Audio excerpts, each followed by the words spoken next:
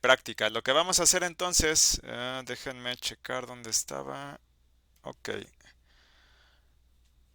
Entonces vamos a implementar esta. ¿Dónde quedó? Bueno, es esta ecuación que está por aquí abajo. ¿Dónde está el despeje? Aquí está.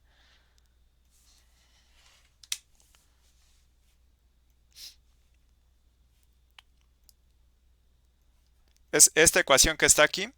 Entonces vamos a ver cómo aterrizarla en el código. Vamos a ver cómo colocar las condiciones de frontera y vamos a ver cómo, bueno, tanto condiciones frontera como condiciones iniciales, que son estas ICES. Entonces, bueno, voy a pasarme para acá y vamos a empezar a escribir el código. Lo que estoy haciendo aquí al principio del código es lo siguiente. Bueno, vamos a guardarlo. Vamos a ponerle aquí en el escritorio. Vamos a ponerle práctica 1. Ok, lo que estamos haciendo aquí en estas tres líneas de código es lo siguiente. Primero estamos limpiando la consola de comandos. Después estamos limpiando el espacio de trabajo en esta segunda línea. Entonces, todas las variables que existan en el espacio de trabajo hasta el momento antes de ejecutar este código se van a borrar. Y este tercer comando de close all va a cerrar todas las gráficas o figuras que tuviéramos abiertas previamente. ¿Sí? Entonces es lo que vamos a hacer como primer paso, a limpiar todo. Y bueno, vamos a ponerle un comentario aquí.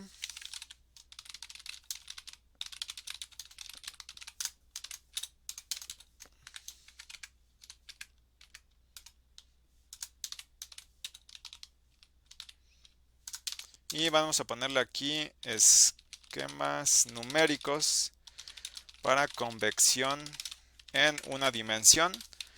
Y vamos a hacer aquí el código para el caso 1, en el que tenemos caso 1 igual a velocidad constante c.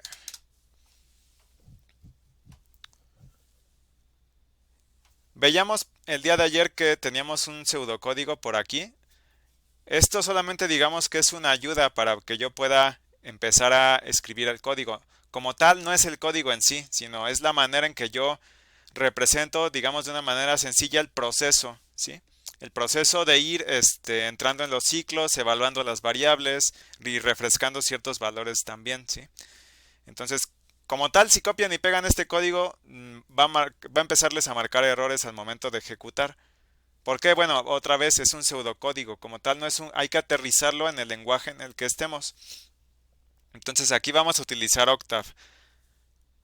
Entonces, este Octave es en realidad muy similar a lo que trabajábamos en MATLAB, por ejemplo, y de hecho el lenguaje es prácticamente idéntico.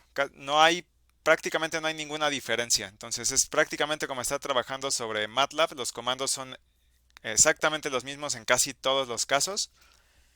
Y aquí lo primero que vamos a hacer entonces, de acuerdo a lo que teníamos aquí en el pseudocódigo, es empezar a definir los valores de ciertos parámetros que necesito yo para poder encontrar la solución de este caso. Entonces, lo primero que necesitamos es saber cómo vamos a dividir nuestro dominio espacial. Entonces voy a pasarme para acá. Que no es otra cosa más que esto que tenemos aquí. Bueno, no le hagan mucho caso a la numeración, a los números, porque aquí el dominio va desde 0 hasta 2. ¿Sí? Entonces voy a decidir en cuántas puntos voy a tener en la reja para mi dominio. ¿Sí? Entonces recuerden que aquí, a diferencia de lo que pasa en elemento finito, aquí encuentro los valores en cada punto de mi rejilla. Entonces, no sé, puedo empezar diciendo voy a trabajar con 21 puntos. Entonces voy a ponerlo aquí, 21 puntos.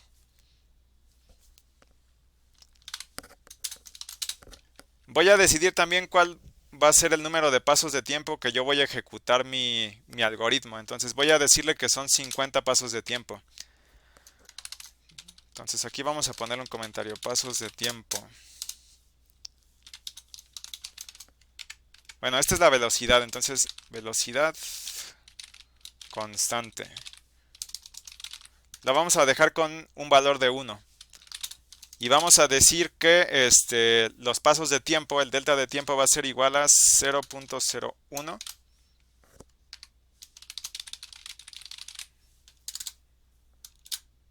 Y ahora lo que vamos a hacer es definir el dominio espacial en la parte espacial. Entonces vamos a ponerle aquí un comentario. Definir rango del dominio espacial. Tenemos un dominio de una sola dimensión. Entonces estamos trabajando sobre una línea recta. Y lo que hacemos es obtener los valores en cada punto de esa línea recta. ¿Para qué variable? Para u.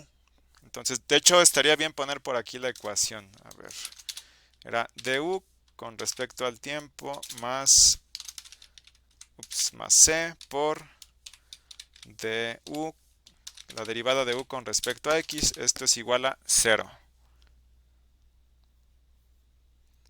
Entonces vamos a definir el rango del dominio espacial. Vamos a hacerlo de la siguiente manera. Primero lo que voy a hacer es decir, el dominio empieza en x igual a 0. Entonces, este va a ser el punto de inicio. Voy a definir el punto final, x igual a 2. Entonces, este va a ser el fin. Entonces, el dominio va desde x igual a 0 hasta x igual a 2. Ya decidí cómo dividirlo. Lo dividí en 21 puntos.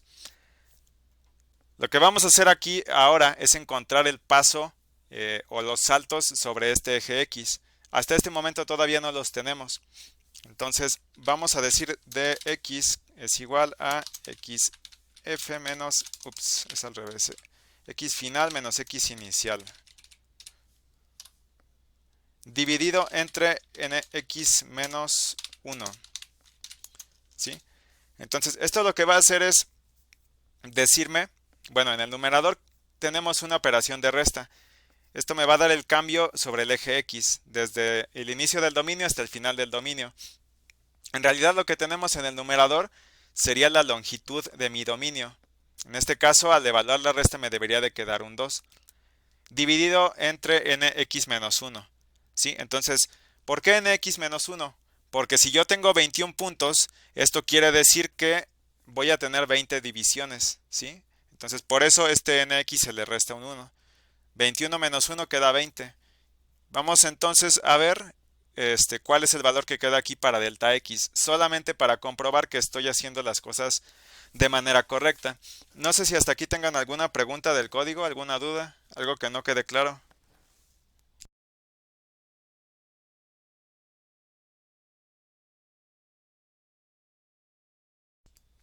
Sí, adelante, adelante. Bueno, de lo de los pasos del tiempo, o sea, sería 50 por punto 01 serían, o sea, que se va a simular 5 segundos o cómo, o a qué se refiere. Ajá, aquí digamos que tú le estás dando el tiempo final de manera indirecta y de hecho eso lo puedes calcular más adelante. Entonces, está bien la operación que estás haciendo, tienes que multiplicar el número de pasos de tiempo por la delta de tiempo para saber cuánto tiempo vas a simular, ¿sí? Aquí tú se lo estás dando de manera indirecta, pero tú también podrías decir o podrías hacerlo de otra manera, podrías definir tu tiempo final y después calcular esta delta de tiempo con base en lo que tienes acá arriba, ¿no? Que es el número de pasos.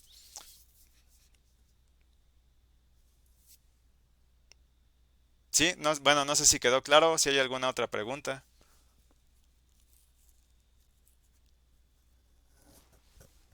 De mi parte no, profe. Ok, bueno, entonces vamos a, incluso podríamos dejar una variable como si fuera una especie de testigo, solo para comprobar lo que comentaba su compañero. Entonces vamos a multiplicar delta t por el número de pasos de tiempo. Igual, esto solo va a ser como para hacer una inspección. Entonces vamos a correr aquí el código.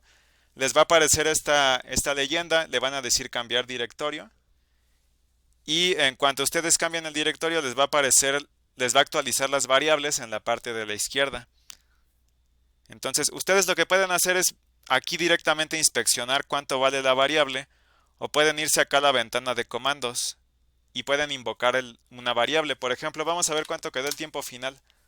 Entonces, el tiempo final resultaba, como comenta su compañero, de multiplicar esta delta de tiempo por el número de pasos de tiempo. ¿Sí? Entonces, el tiempo de simulación total va a ser 0.5 segundos. ¿Qué pasa si yo quiero simular más tiempo? Bueno, tendría que darle un número mayor de pasos de tiempo, ¿sí? Claro, siempre y cuando quiera mantener constante esta delta de tiempo, ¿sí? Entonces, bueno, ya inspeccionamos que todo estuviera correcto. Vamos a checar también el valor para delta x. El valor para delta x aquí es de 0.1, ¿sí? Es el valor que queda de acuerdo al número de divisiones que yo establecí. Que bueno, más bien aquí es el número de puntos. Entonces, ese número de puntos genera un número de divisiones. Ok, ya tenemos definidos entonces el inicio y el final del dominio. Y también ya tenemos definido lo que es el salto o delta x, el salto sobre x. Vamos ahora a definir el vector para mi dominio espacial. Entonces, este vector va desde xy y el paso sería delta x. Recuerden que de esa manera defino un vector en MATLAB y el punto final que sería xf. Igual vamos a correr solamente para verificar qué elementos están dentro de este vector. Entonces voy a irme aquí a xf y aquí puedo inspeccionar cuáles son los valores para este vector. Entonces, para empezar puedo checar el tamaño. Entonces, este vector que es ¿cómo lo definimos? Como x. Bueno, vamos a definirlo como x para que no haya una confusión aquí de variables. Entonces, ok, a ver, vamos a cerrar esto de aquí. Entonces, este vector x va desde 0 hasta 2, ¿sí? Tal como yo lo había definido. Aquí nada más estoy comprobando que la definición se haya hecho de manera correcta. Y los brincos van de 0.1 en 0.1, como se pueden fijar por acá. Entonces, y encima de todo puedo comprobar el tamaño. Si lo checo, por ejemplo, acá en la parte de la izquierda, en el espacio de trabajo, aquí donde dice x, si se fijan la dimensión dice 1 por 21, ¿sí? Entonces, hasta ahora está correcto. ¿Por qué? Porque yo sé que tengo 21 puntos en mi dominio. Yo lo definí aquí en la parte superior del código. Ok, lo siguiente que vamos a hacer ahora es inicializar los vectores. Y de hecho vamos a ponerlo aquí con un comentario. Inicializamos los vectores U y UN.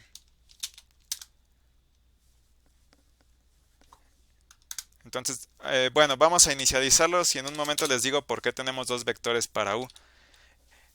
Aquí la solución se va a ir almacenando en estos vectores, en U y en UN. ¿Sí? Entonces, estos vectores van a contener la solución para todos los puntos de mi dominio. ¿Sí? Entonces, es como si yo estuviera acá y viera y pudiera ver todos los puntos o todos los valores de U para mi dominio. ¿Sí? Están definidos en cada punto del dominio. Entonces, la solución se va a ir almacenando en un vector. Es un vector unidimensional. ¿Sí? Tiene solamente, es de 1 por 21, como ya habíamos visto hace rato. Entonces tiene solamente un renglón y 21 columnas. Vamos a definirlo entonces de la siguiente manera. Vamos a inicializarlo con ceros. Entonces, ¿para qué? Bueno, para que la máquina, o más bien para que Octave sepa previamente cuál va a ser el tamaño del vector. ¿Sí? Y esto también se maneja de la misma manera en MATLAB. ¿Sí? Si ustedes no lo inicializan así, les va a botar un warning y les va a decir que el tamaño del vector va a estar cambiando con cada iteración. ¿Sí? Entonces, previamente ya aquí le decimos al programa cuál va a ser el tamaño de ese vector. ¿Sí? Entonces va a ser un vector de ceros, y bueno, ahorita lo vamos a correr para que lo vean, de 1,21. ¿Sí? Estamos haciendo un código genérico aquí. ¿Por qué? Porque yo puedo venir y mover esta nx, que es el número de puntos, ¿sí? Para que se ajuste a algún cálculo que yo quiera hacer. Momentáneamente lo vamos a dejar con nx igual a 21. Entonces aquí le voy a poner que este va a ser u siguiente. Sí, este va a ser u en el instante de tiempo siguiente. Que sería, si yo me regreso para acá, ¿dónde quedó la ecuación? sería esta variable que les comentaba ayer que yo no conozco. ¿Por qué? Porque es una variable que está en el futuro, ¿sí? Es la variable es el valor de esta variable en el tiempo siguiente. Es la única variable desconocida. El resto de los parámetros y de las variables yo ya las conozco. Entonces vamos a volvernos para acá. Y vamos a hacer lo mismo para el otro vector. Y va a ser exactamente del mismo tamaño.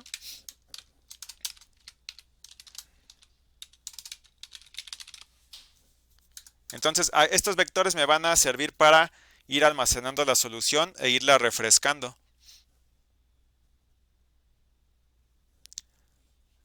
Y bueno, vamos a correr este código. Entonces, si yo, por ejemplo, vamos a cerrar esto. Vamos a inspeccionar, por ejemplo, los valores que hay en U y los valores que hay en UN.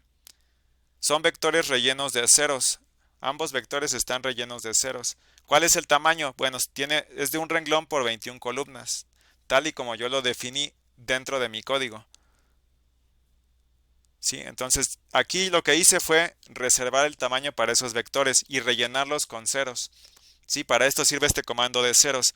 Dentro del comando de ceros yo le tengo que indicar el tamaño del arreglo.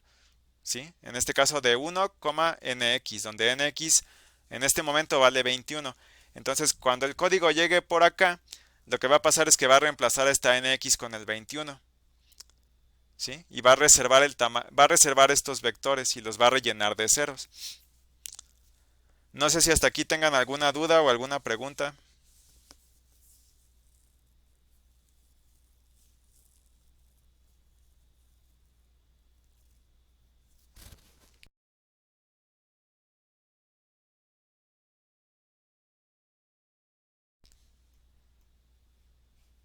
Ok, perfecto. Ya reservamos, bueno, estas son cosas que ya tienen que ver con el código, ¿no? Digamos que esto yo no lo puedo visualizar hasta que empiezo a generar este código, hasta que empiezo a trabajar aquí con la solución de manera computacional, ¿sí? Son detalles que van surgiendo aquí, pero son importantes que los tomemos en cuenta. Lo que vamos a hacer a continuación va a ser definir las condiciones iniciales. Entonces me voy a volver para acá. Entonces las condiciones iniciales, vamos a ponerlo en pantalla completa. La condición inicial va a ser esta, ¿no? Entonces, a mí me la dicta el problema, la condición inicial. ¿Qué es la condición inicial? Va a ser el valor que toma U en cada punto de mi dominio, justo en ese momento en el que va a iniciar el cálculo, ¿sí? Por eso se llama condición inicial. Entonces, el resto de los cálculos en los siguientes instantes de tiempo se hacen a partir de estos valores que yo tengo inicialmente. Bueno, voy a pasarme para acá. El problema a mí me dice en las condiciones iniciales que U va a tomar un valor de 2 entre 0.5 y 1. Y para el resto del dominio va a tomar un valor de 1. Entonces, eso es lo que vamos a escribir, eso que está ahí en las condiciones iniciales, y lo vamos a aterrizar ahora en el código. Ok, vamos a hacer lo siguiente entonces. Aquí para poder recorrer todo el dominio e ir inicializando el valor en cada punto de mi dominio, tengo que usar un ciclo for, ¿sí? ¿Para qué? Para que vaya recorriendo todos los puntos. Entonces, si yo sé que tengo 21 puntos en todo el dominio, voy a hacer que este ciclo for vaya desde 1 hasta 21. ¿Sí? Voy a recorrer cada punto del dominio y le voy a ir asignando su valor. ¿De acuerdo con qué? Con la condición que me da el problema, con la condición inicial que me da el problema. Entonces aquí voy a terminar el end con este end for. Y voy a escribir aquí las condiciones. Lo voy a hacer a través de un if. Entonces voy a hacerlo como if el valor de x y es mayor o igual a 0.5 y el valor de xy es menor o igual a 1, entonces esta variable u va a tomar el valor de 2. Entonces, voy a poner otra condición, un else if xi es mayor o igual a 1 y xi es menor o igual. A ver, vamos a modificarlo acá.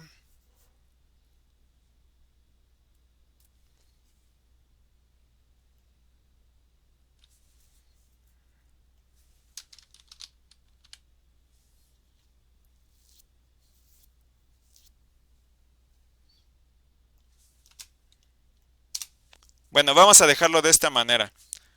Que xy sea mayor a 0.5. Entonces, si el valor es exactamente 0.5, se supone que no lo tocaría. A ver, vamos a checarlo. Desde 0.5 hasta 1.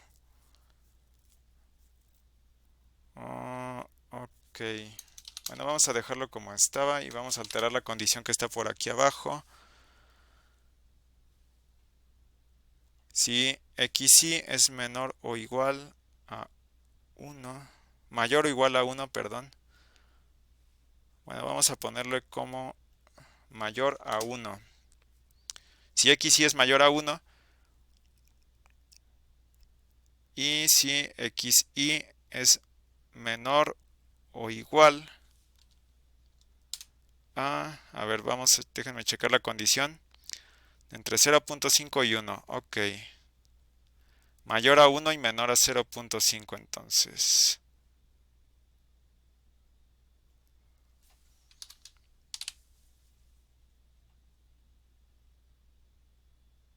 Entonces, si xy es mayor a 1, pero es menor a 0, y si es menor a 0.5, entonces el valor para u en i va a ser igual a 1.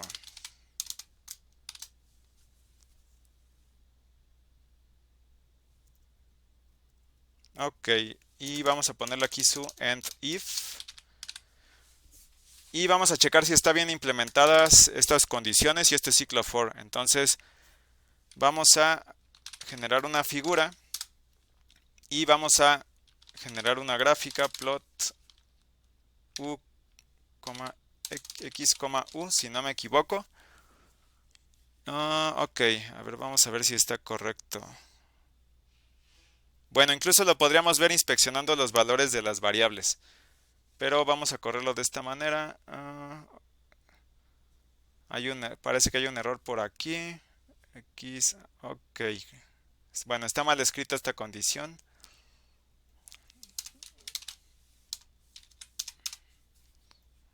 Vamos a ver si me deja correrlo ahora sí.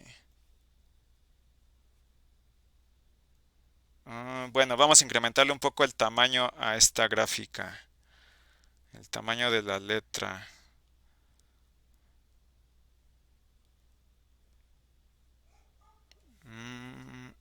Bueno, déjenme checar un código que tengo por acá. A ver si por aquí viene como... a ver, set, ok. Vamos a incrementar el tamaño de la fuente aquí en la gráfica para que se vea un poco más claro. Y vamos a correr otra vez. Entonces, bueno, y aquí podemos ir agregándole las etiquetas. Por ejemplo, aquí en la etiqueta para X, que sea X. Etiqueta para Y, vamos a ponerlo como U.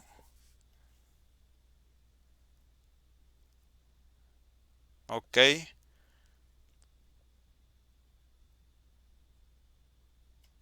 Vamos a modificar otra cosa. A ver. Vamos a modificar los límites en Y. Entonces, si mal no recuerdo, se haría de esta manera. Vamos a ver si lo respeta. Ok. Bueno, por defecto me devuelve una gráfica con unas ciertas características. Por defecto a mí me la va a dejar entre 0 y 2, que son el mínimo valor y el máximo valor. Entonces aquí estoy viendo, y de hecho puedo ponerle aquí un título a esta figura, condiciones iniciales.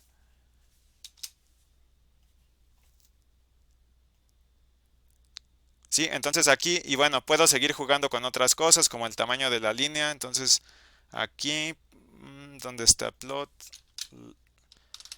Aquí le vamos a agregar un modificador. Entonces ese modificador es line width, que sería el ancho de línea. A ver si lo dejo en 2, a ver cómo la dibuja. A ver, vamos a ponerlo en 3. Sí, ok. Entonces, bueno, aquí estoy graficando lo que son las condiciones iniciales. Entonces, para todos los valores que sean menores a 0.5, voy a tener un valor de 1. Entonces aquí, bueno, creo que no está aplicando correctamente esta. A ver, vamos a graficarlo de nuevo, porque aquí debería de poner un valor de 1. Entonces, es como si no estuviera tomando en cuenta este else if. ¿Por qué? Bueno, porque seguramente está mal escrito. ¿Sí? Entonces vamos a checar qué es lo que está mal por aquí. Me parece que... A ver. Profe, Sí, bueno, nada más una adelante, sí. pregunta como tal. Es que, bueno, no sé si sea como en MATLAB o en otro, que por ejemplo si esté el if, y ya no cumple con el if, se salta al otro ya sin ponerle else if, salvo que sean más condiciones, o va a poner más condiciones. No sé si es por eso que no hace lo segundo. Ok, bueno, a ver, vamos a probarlo así como comentas. Vamos a probarlo con un else a ver qué es lo que hace. Sí, seguramente es eso. Else, si, bueno, si cae entre este valor y entre este valor, asigna un valor de 2. En cualquier otro caso, asigna un valor de 1. Entonces, ok, bueno, ya está corregida la condición, gracias. Sí, se hace de esa manera. ¿Por qué? Bueno, por esos else if generalmente se ocupan cuando yo voy a agregar más condiciones específicas.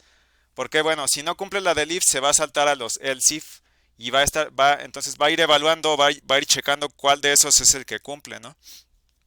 Entonces aquí simplemente con un else logramos que se cumpla lo que nos indican las condiciones iniciales. Entonces, esta es la gráfica correcta.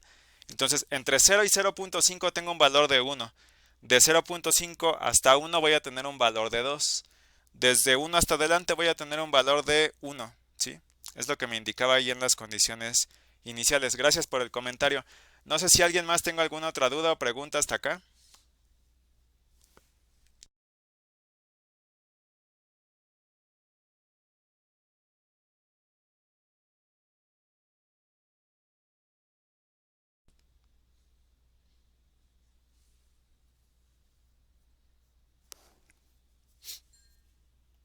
Ok.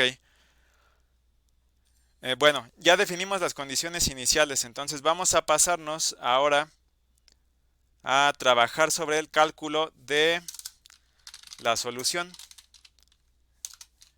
en cada paso de tiempo. Entonces, bueno, esta figura la voy a dejar para después. Y vamos ahora a definir otro ciclo for que va a ir desde bueno, vamos a ponerlo como it de iteración, de it igual a 1 hasta nt. Entonces, esta nt ya la tenemos definida, la definimos nosotros como usuarios. Y bueno, voy a cerrar el ciclo for con un end for.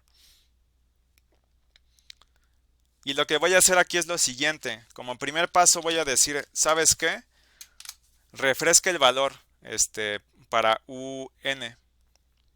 Que ese un, si lo checamos acá en las inicializaciones, es el valor de u actual. ¿Por qué? Bueno, porque se supone que cuando entra la siguiente iteración, cada vez que yo haga una iteración, tengo que refrescar los valores. ¿Sí?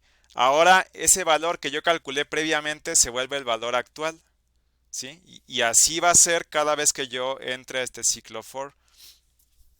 Entonces aquí, incluso aquí vamos a poner un comentario.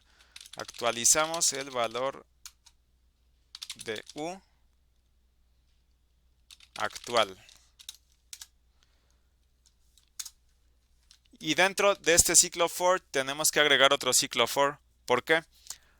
Porque tenemos que, en cada paso de tiempo que nosotros demos, tenemos que calcular o recorrer todos los puntos del dominio. ¿Sí? Entonces necesitamos generar otro ciclo for. Solo que aquí tenemos que tener cuidado en la manera en cómo lo definimos. ¿Por qué razón? porque aquí estoy trabajando y me voy a regresar para acá con valores, con el valor anterior y con el valor siguiente, ¿sí? Bueno, ¿de qué depende? Depende del esquema que esté utilizando. En este caso, por ejemplo, quedó un valor anterior en la parte espacial. ¿Por qué? Porque yo, para discretizar esta derivada, que es esto de acá, utilicé una diferencia atrasada, ¿sí? Entonces, yo aquí voy a tener un i-1, que es un valor anterior. Entonces, bueno, ¿qué tiene que ver esto con los cálculos que yo voy a hacer acá en la computadora? Que si me paro, por ejemplo, vamos a suponer, déjenme hacer otra vez pantalla grande aquí. Vamos a suponer que queremos empezar exactamente aquí. Hay un detalle aquí que va a surgir entonces, ¿por qué? Porque si yo quiero empezar a hacer mis cálculos aquí, yo no tengo un valor anterior acá. ¿Sí? Entonces aquí este ciclo for lo voy a iniciar a partir de aquí, ¿sí? De este segundo punto. Y lo voy a terminar aquí, en el punto, en el penúltimo punto. Es decir, aquí yo no voy a tocar los extremos. Y cuando trabaje en Octave o cuando trabaje en algún código lo voy a manejar de esta manera para evitarme este problema, ¿sí? Entonces vamos a regresarnos para acá y vamos a ver cómo hacer este cálculo. Esto va a implicar lo siguiente: los valores que hay en los extremos se van a quedar tal y como están. Y bueno, eso es correcto, de acuerdo a lo que me indica el problema. ¿Por qué? Porque las condiciones de frontera se van a mantener iguales siempre. El valor para u va a ser 1 en esos extremos. Entonces esos valores no se van a tocar. Ok. Entonces vamos a empezar a escribir este ciclo for que va a ir desde 2 hasta nx menos 1.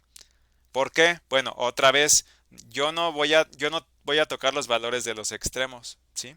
¿Por qué? Bueno, el método me lo impone así, porque yo no, a veces no tengo el valor anterior y no tengo el valor siguiente en los respectivos extremos. Por esa razón voy a comenzar en el segundo punto y voy a terminar en el penúltimo punto del dominio.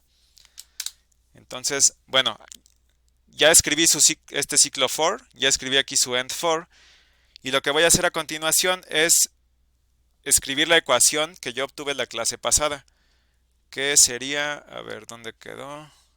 Bueno, sería esta ecuación que está aquí. Vamos a encerrarla. Sería esta ecuación que está aquí. Esta es la que yo voy a escribir. Entonces, esto yo no lo conozco, pero todo lo que está del lado derecho sí lo conozco. Entonces, vamos a empezar a escribir esa ecuación. Tenemos que u en el tiempo siguiente, que sería u en i, va a ser igual a un, que es el valor actual, en la coordenada actual, que es i, que multiplica a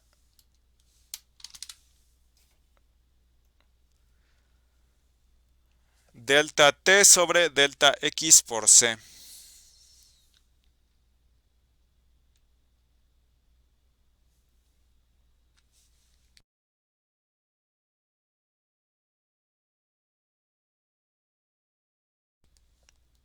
Delta t por delta x por c.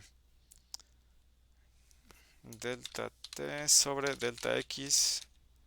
Bueno, este es un signo de más. Entonces más delta t por c por delta t por delta x, que multiplica a la diferencia entre el valor en la coordenada actual menos el valor en la coordenada anterior. Entonces esto sería un coordenada actual, que sería i, menos un coordenada anterior, que sería i menos 1. Punto y coma. Y bueno, conforme vayamos avanzando en el número de iteraciones vamos a irlo imprimiendo. Y vamos a inspeccionar también el valor máximo para u. Vamos a inspeccionar ese valor y vamos a agregarle este comando de pausa. Este comando de pausa lo que hace es, cuando llegue a esta línea, se va a esperar a que el usuario introduzca un teclazo. Entonces, cuando yo oprimo una tecla, va a continuar la ejecución del código. Entonces aquí voy a imprimir plot x, u, va a generar una gráfica, pero entonces este comando, bueno, voy a mover este comando de figura para acá arriba.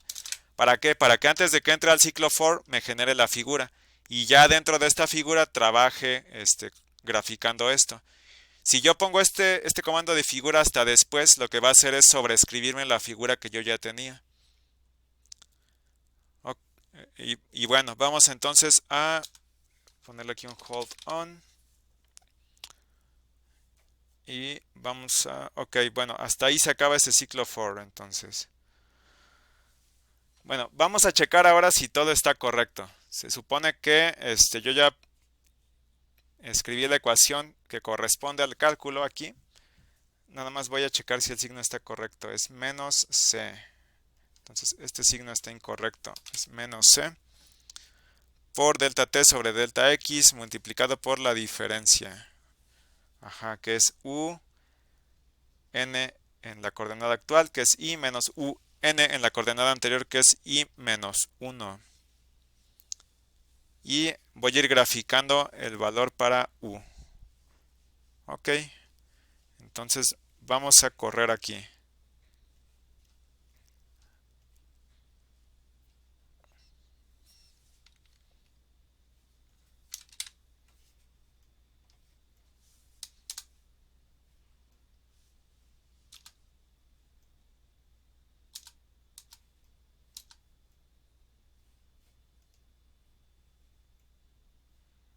Ok, bueno, lo estaba haciendo sobre la misma figura, entonces voy a cancelar la ejecución del código. Si les pasa lo mismo y quieren cancelar el código, pero siguen haciendo iteraciones, lo pueden hacer utilizando la combinación de teclas Control C.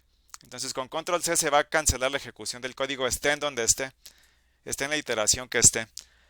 Entonces aquí, bueno, aquí yo puedo directamente darle una numeración a la figura. Esta sería la figura 1 y esta sería la figura 2.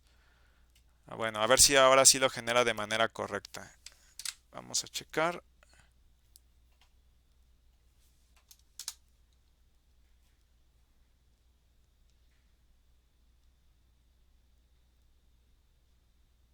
Ok. Bueno, aquí se supone que estoy en la segunda iteración. Lo que yo debería de ver es cómo esta forma de onda se va desplazando hacia la parte de la derecha. ¿Sí? Entonces, en realidad la forma de onda sí se está desplazando hacia la derecha. El problema aquí es que, digamos, que numéricamente, debido a la discretización que yo estoy introduciendo, la forma de onda está viendo modificada, si se fijan. ¿Sí? Entonces, bueno, esto viene gracias a la discretización que yo estoy haciendo, ¿sí? Como tal, recuerden que yo no estoy obteniendo una solución exacta, yo estoy aproximando la solución, ¿sí? Entonces se supone que esta ecuación me modela el transporte de una onda desde un lugar hasta el otro, ¿sí? Aquí, bueno, sucede que con los parámetros que yo elegí, pues la forma de onda se ve distorsionada. Inicialmente yo tenía una onda cuadrada y sí, la onda se va recorriendo hacia la parte de la derecha, pero la forma se ve modificada. Y no solo la forma, sino también el pico máximo, el valor máximo que yo tenía en esa onda se va a ver también modificado. Y bueno, yo puedo empezar a jugar con algunos valores para saber cuál es la estabilidad de este esquema, de esta manera de discretizar que yo propongo, ¿sí? Entonces, ¿qué puedo jugar, por ejemplo, con el valor, con las divisiones que tengo en el dominio sobre mi eje X? Y puedo checar cómo es que se comporta la solución. Entonces yo a lo mejor podría decir, bueno, voy a incrementar el número de puntos en X y voy a ver qué es lo que sucede. Entonces, vamos a incrementar el número de puntos. Vamos a poner, no sé, vamos a usar 101 puntos. Ah, y bueno, creo que es lo único que habrá que modificar. Sí, bueno, vamos a utilizar 101 puntos.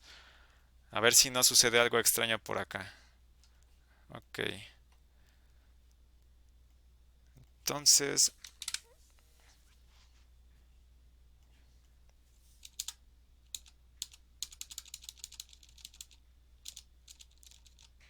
Bueno, en este caso parece que, y bueno, voy a hacer la gráfica más grande.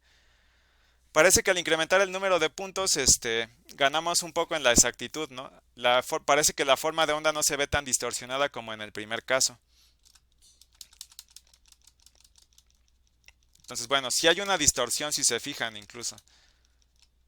Pero aquí, y bueno, si se fijan, cuando llegué a la iteración número 50, el máximo valor es de 1.99.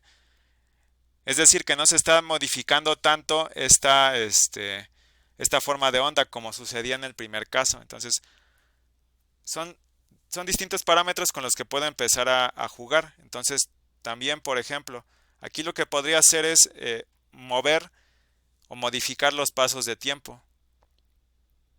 Sí, entonces, por ejemplo, yo podría decir, o bueno, modificar los pasos de tiempo y también modificar la delta de tiempo. Por ejemplo, vamos a disminuirla y vamos a incrementar los pasos de tiempo. ¿Para qué? Para que al multiplicar estos valores, este valor de TF se siga conservando. Y bueno, a ver, vamos a checar qué es lo que pasaría aquí. Vamos a correr y a ver, vamos a pasarnos para acá.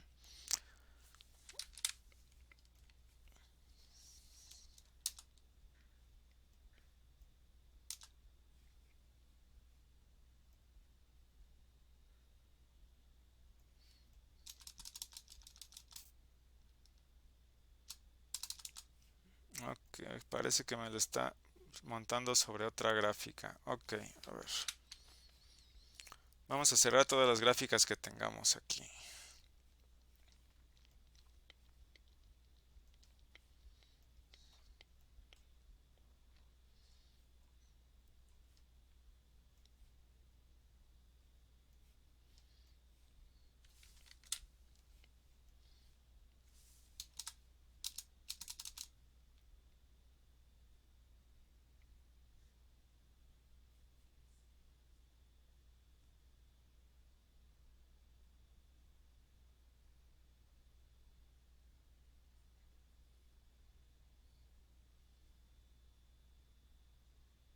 Bueno, aquí, por ejemplo, lo que está pasando es que la forma de onda se está viendo distorsionada también. ¿Sí? Pasa como en el caso anterior cuando yo empecé a incrementar el número de pasos sobre mi eje X. Pareciera que el máximo no se mueve tanto de valor, pero bueno, al final de cuentas, el objetivo de esta práctica era que vieran precisamente esto, el tipo de error que se introduce cuando yo empiezo a discretizar esta ecuación y uso un esquema numérico para encontrar la solución. ¿Sí? Entonces, bueno, esta sería la primera parte de esta práctica. La clase siguiente vamos a realizar la segunda parte. Yo en un momento les voy a subir este código ahí a la plataforma para que lo tengan y trabajen sobre él. Yo generalmente lo que hago es lo siguiente. Yo les pido que ustedes corran más casos, que empiecen a jugar con ciertos valores de ciertas variables y que vean cómo se va comportando la solución y a partir de eso ustedes van a elaborar sus conclusiones. Pero bueno, yo más adelante entonces subo el código, van a tener también las instrucciones para la práctica, pero bueno, esta es apenas la mitad de la práctica, todavía no la terminamos. Falta realizar otro caso, que es el segundo caso que vimos el día de ayer para que veamos cómo se comporta también este, esa ecuación en particular. Bueno, no sé si hasta aquí tengan alguna duda o alguna pregunta. No, profe, yo creo que ya hasta que lo empecemos a hacer. Ok, perfecto. Bueno.